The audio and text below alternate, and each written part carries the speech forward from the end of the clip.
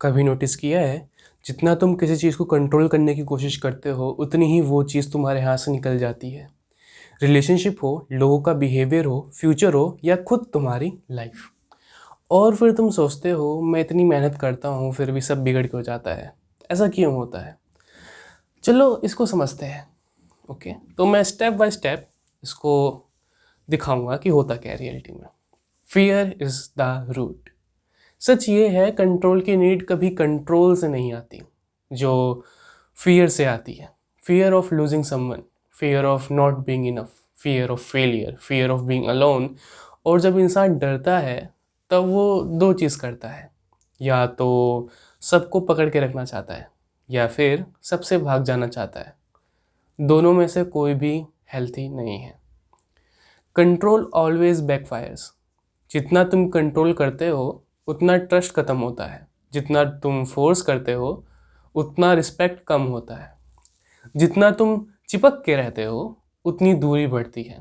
और सबसे dangerous part, जितना तुम लाइफ को कंट्रोल करने की कोशिश करते हो उतना तुम खुद अपने इमोशंस के कंट्रोल में आ जाते हो। फिर तुम रिएक्ट करते हो, ओवरथिंक करते हो, हर्ट हो जाते हो, और फिर सेम साइकिल रिपीट होती है। Now why we feel this need to control? Simple.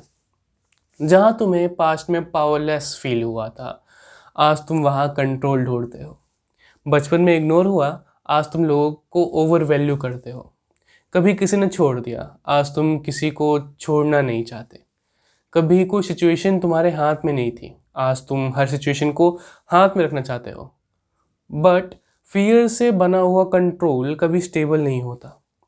जिस चीज़ को तुम टाइट पकड़ के रखते हो वो चीज़ सबसे पहले टूट जाती है। Now the real truth about fair. Fair तुम्हें यह फील करवाता है कि तुम सेफ नहीं हो, इसलिए तुम ज़्यादा सोचने लगते हो, आउटकम्स प्रिडिक्ट करने लगते हो, लोगों की फीलिंग्स गैस करते हो, सिचुएशंस को मैनिपुलेट करने लगते हो, अपने आप को पुश करना शुरू कर देते हो। बट ट्रुथ क्या है? फियर तुम्हें प्रोटेक्ट नहीं करता, फियर तुम्हें श्रिंक करता है, फियर तुम्हें वो इंसान बनाता है जो तुम एक्चुअली नहीं हो। Now the freedom is not in control. Freedom का मतलब ये नहीं कि सब तुम्हारे हिसाब से चले। फ्रीडम का मतलब है तुम अपने अंदर स्टेबल हो, चाहे बाहर कुछ भी चल रहा हो।